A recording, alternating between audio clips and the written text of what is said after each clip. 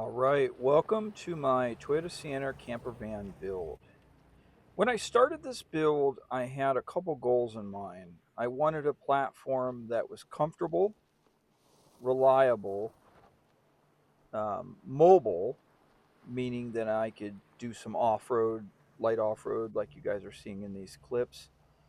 And most importantly, I wanted something that was stealth, meaning I could drive into a city, park in a parking lot or whatever, and camp and not worry too much about being noticed. Now, I've built a lot of truck campers and a couple other van builds in my life, but this was my first Toyota Sienna camper van build. And looking back now, I think this is a wonderful platform. And though it does have some popularity, I'm surprised it's not more This is popular. a 2011 Toyota Sienna. Was really happy when I found this one. Now this is a front wheel drive only, but it was basically a one owner. Is I wanted a van that was reliable and comfortable, which just fits the bill. Obviously the amount of space and comfort inside is a real relative issue for me. And the way I have this set up, which I'll show you guys in a minute, it's actually very comfortable for me as a solo traveler. Another thing that I wanted is I wanted to have the ability to do some light off-road travel out in the desert. Now, again, I fully understand that this is not going to be some rock crawler, and everybody's relativistic opinion about what off-road driving is going to be, well, very relative. But for me, I live out in the desert. I just wanted to be able to go out and do some light desert riding. Um, All-wheel drives where I live are very, very hard to find, and you don't get a lot of choice. And this front wheel drive only showed up, and I took a chance on it. What I did do though is I put a small lift kit on it. This has got a 2-inch lift on it from the company called Traxta. There's another common company that makes a 3.5-inch lift. I have heard some people talk about having some CV axle issues. Plus, I felt a 3.5-inch lift was just a little bit larger than I wanted to go, but the 2-inch is perfect. What else I did is I upgraded the tires. So these are an all-terrain tire. These are the Yokohama Geolander Geo 15s. They're an all-terrain tire, and I went one slight size larger. So the stock tire on this would be the 235/60 17s, and I went the 235/65. So that gave me about 9/10 of an inch of a larger tire. So between the 2-inch lift and the slightly larger tire, this has actually given me enough clearance, which clearance is the biggest concern for me, to where I can go out in the desert and do the trail riding that I think makes it pretty comfortable. And as in the intro, you guys saw a few examples of that. So overall, even though being a two-wheel drive, those external modifications really helped. As far as the outside of the van, other than that, the van is largely stock. Of course, I added the wind deflectors here.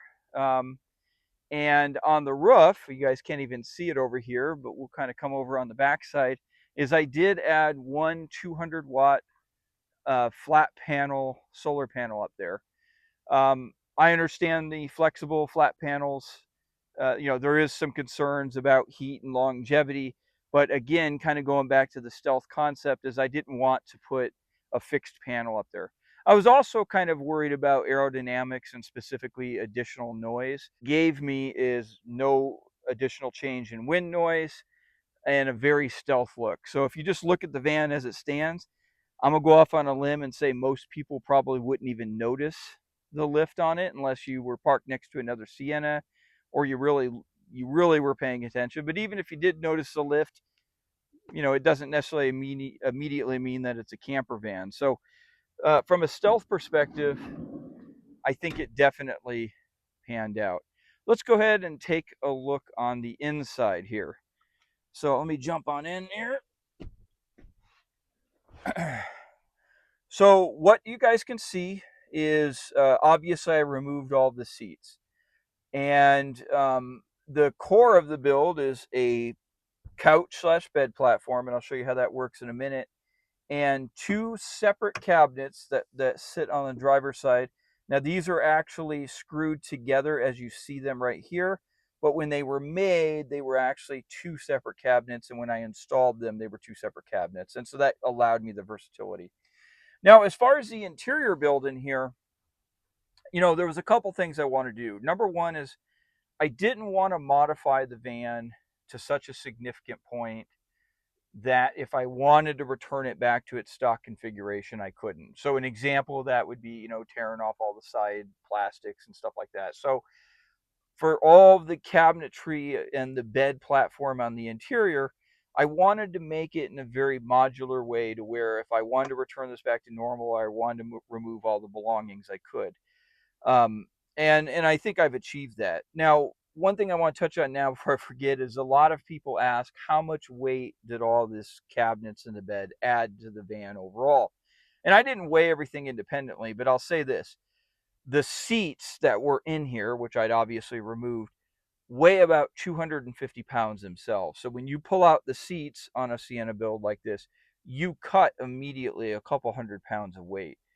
Um, I believe uh, between the bed, the cabinets, and then even if you count things like the weight of the fridge and water and the power system and stuff like that, I think I've probably evened out, or maybe I've added 300 pounds. So my point being is I'm probably very similar weight to how this van was pre-conversion. So it's hasn't really modified any of the drivability. I did put on, like I said, the lift and everything, and the slightly larger tires. I seem to have about a mile and a half hit on mile per gallon impact on gas mileage, but that was pretty marginal, and I think that's acceptable for the significant advantages you get here. Um, so as far as these cabinets, though, this side right here has a sink. I'll show you guys on the other side, but behind here is the water and the drain. Down there, this little panel here pulls off, and there's actually a porta potty that sits down in there. Up here, this is obviously just some cabinet space.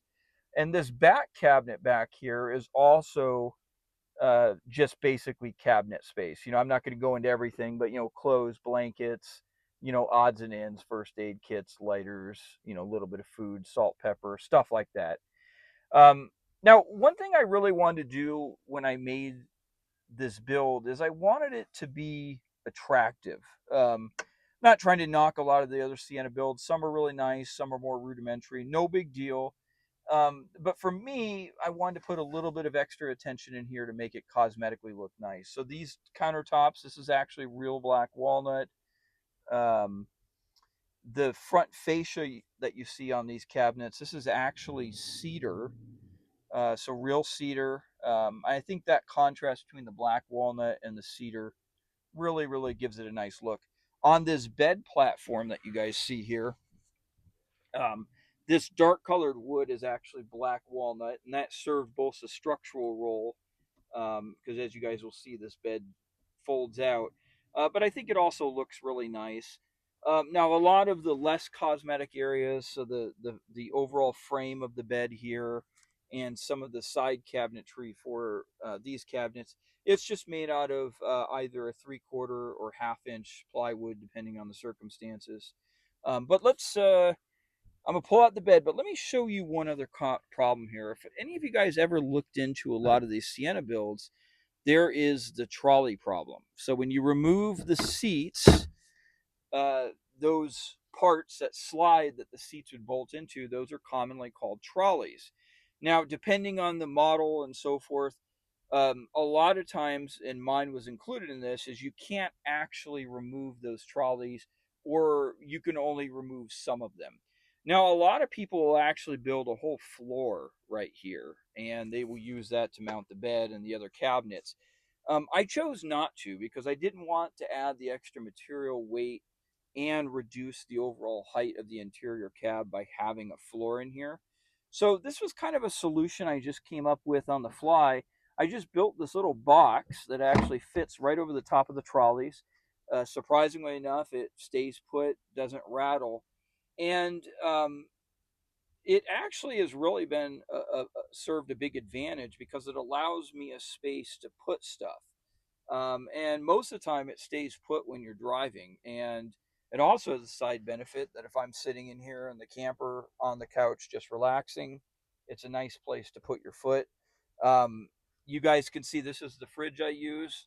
This is built just for a solo traveler, so it's a, I don't know, I think this is about a 20 quart fridge. I don't remember exactly, but I find this perfectly sized for myself.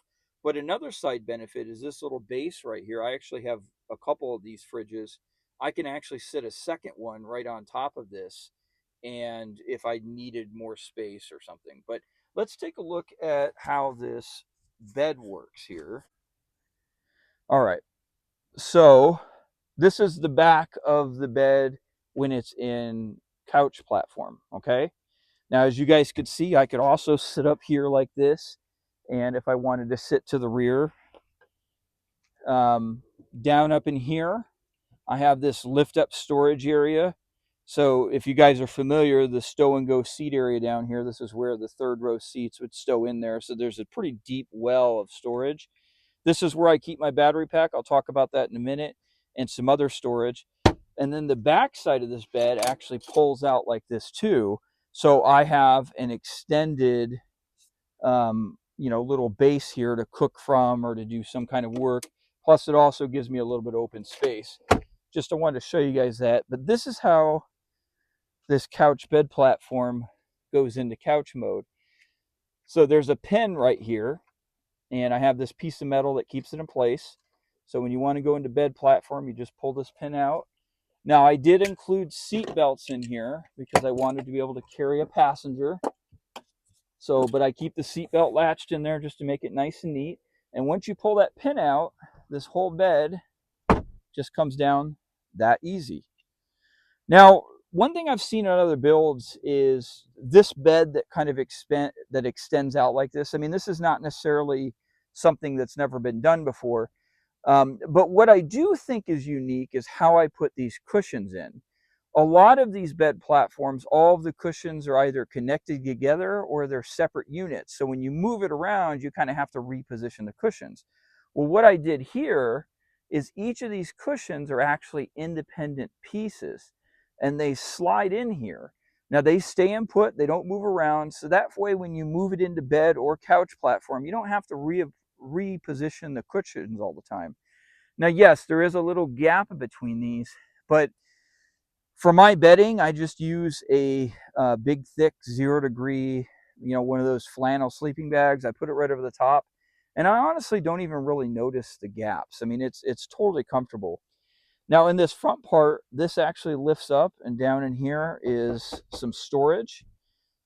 Because essentially this part that extends out, as you guys can see here from this drawer slide, is basically functions like a drawer.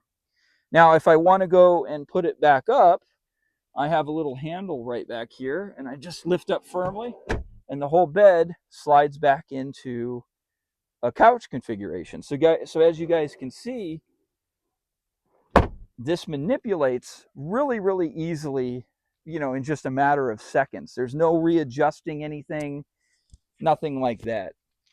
Now, um, back here, you guys notice that there's no cushion, okay? And this is done on purpose because this part right here, as you guys saw before, extends out. So this can function as a cooking platform.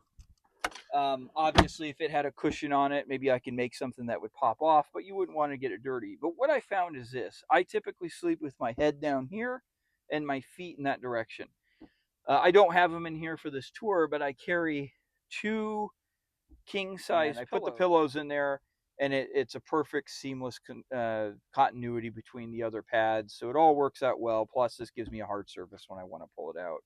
Now, I talked about I added very minimal um, changes to the actual van itself. Some of those, though, are added these two LED lights right here, and then right here, I added a dimmer switch. Now, these lights obviously shine, they give a little bit of interior light, but their obvious goal is primarily is if you're working out the back here, it gives it some nice light back here. Up there in the front, I also added one light with a flexible neck up there. That's just minimally screwed to some of the side plastic, so I could always remove that. It had very little impact on this.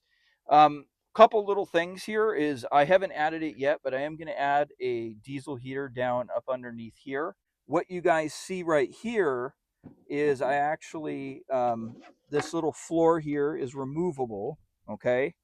And I carry an extra water container. This would be the fuel tank for the diesel heater. Of course, it's not hooked up right here. And then this is my portable solar panel. And I'm going to talk about that in a minute. We'll set this to the side. Now, there's a little cubby back here that these Siennas have, or at least some of the models, that is meant for a jumper seat. Of course, I took that jumper seat out, and this is the perfect platform. I was able to get a lot of like vehicle necessities in here. So I've got, shovel, mini traction board, some triangles, and then actually even behind this, I have an air compressor and a jump starter just in case I need it. Now the bed platform is actually bolted down to some of the existing hold downs that were for the chairs that were in there, and the cabinets here also the same thing. I used some U hooks, bolted these down. These exceeded my expectations in terms of how solid they are. No vibration, no movement. I have no concerns about any kind of flying carpentry if you were, God forbid, in a car accident. So I think that system worked out really well. Now let's talk about ventilation. Um, so as you guys probably know on these Siennas, these little side windows right here open up. So what I would typically do is I'd open these up and then down, let's go down here and look up underneath here is I actually built this little platform here. Now, these are 6 computer fans. These are pretty powerful ones. They each are rated to pull 170 CFM or cubic feet per minute. They're all mounted up on a single controller, which allows me PWM or basically um, variability in the speed of these. So you guys can see I can turn these on and this thing rotates so I can have them at a higher speed or down at a lower speed and adjust kind of infinitely anywhere else from there. And then if you look up here on the roof, what I'll do is on the sunroof, I can actually just crack it up a little bit. Now, and what that does is if you imagine, all the doors shut and those rear windows open, this cracked open here, and I turn these fans on, that actually provides a pretty solid amount of airflow in here. Now, if you guys are familiar with the camper world, you're probably familiar with your standard 14 by 14 inch rooftop vent fan. From a CFM perspective, at least on paper, the combination of these 6 different fans comes pretty close to the air pull that you would get from a traditional rooftop unit. But what I like about this ventilation system is its stealth. I mean, you can imagine a scenario where that uh, the top sunroof is vented and the rear windows are open. You've got some airflow in here, and I don't think anyone would really even notice it from the outside. If you guys are curious how this mounts, this is actually a piece of 1/4 inch plywood that all of these fans are attached to. And then this actually just sits on top. You guys can see that metallic rail right there. That rail is where the interior panel to close off the sun from the sunroof would sit. This entire thing sits right on top, and there's enough room to where the sunroof can actually close, open, or manipulate in all ways right over the top of the vans. So the fans are real quiet, they pull sufficient air, and most importantly, they are stealth. It's probably pretty obvious, but from a storage perspective, I've got cubbies there, got a cubby there, and I haven't even really used it yet, but I've got some storage that's kind of quasi hidden down here in this front cushion area for the bed. Let's roll this up, and I want to show you something else in here. So we'll just lift this up like this. That pulls forward, just that simple. And then in here, I actually have a little flip up table, gives me a little bit extra working space. That just bolts down in there. And then you guys see up here, I have a sink. So we'll go in the back in a moment and take a look at this. But the way that this works, this is just an inexpensive pump, faucet, battery combined unit here. These are made to sit on like a 5-gallon Sparklet style water bottle. They started making these with these little bases here, so I just used some double-sided tape. Surprisingly, it holds just fine on top of this countertop. Let's go around the side here, and I'll show you how the rest of that sink works. Very simple system, though. So this side door right here slides open, and down in here, you just have a 6-gallon water tank. So the other 6-gallon that you saw in the back, if this one ever was depleted, I could just swap them out. This goes into a simple tube up into this water thing here. And then the sink actually drains into this container right here, which is my wastewater, which is easy to replace if I need to. I was talking about the porta potty. This sits right here, and it can be accessible from either the inside or the outside. And another thing I made is this little cubby for some of the storage here in the kitchen area. I made this accessible from both the inside and the outside. Now, the reason I did this was my thought process was like this. One of the conditions of this build is I wanted it to where I can use the kitchen or use this. I can basically either cook outside or I could cook inside and have access to the same thing. So I have a large work surface. I have some extra light down here. But if I wanted to wash my hands, or I wanted to retrieve some cooking implements from down in the kitchen area, all I have to do is open up the side door. I could simply walk around, wash my hands up here, access something down here. And when I was done, I could just simply close it up like this, close up my little internal shelf here, and shut the door. And then from the inside, I have all the same accessibility. I can access the sink, but obviously, instead of using this as a worktop surface, I would use the counters that I have in the interior, including the flip up one. Now, the battery system in here is pretty robust for what this van is. It's got a 200-watt solar panel on the roof, which I've already showed you. And then I'll show a little cutaway of an image here, but this is a battery system that I built. The foundation of it is a 280 amp hour battery, which sits down in here. It's a little hard to see. And then I made this wooden cradle, which sits on top of it, 1500-watt inverter, and I carry dual Victron solar charge controllers.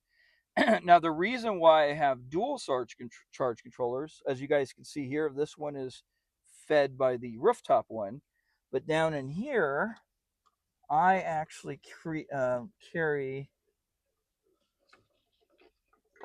this little port plug-in right here. You guys see that? This is tied into this second solar charge controller. So let me show you how this works here. So you guys recall I pulled out my flexible solar panel before, and the way that this works is I can unfold this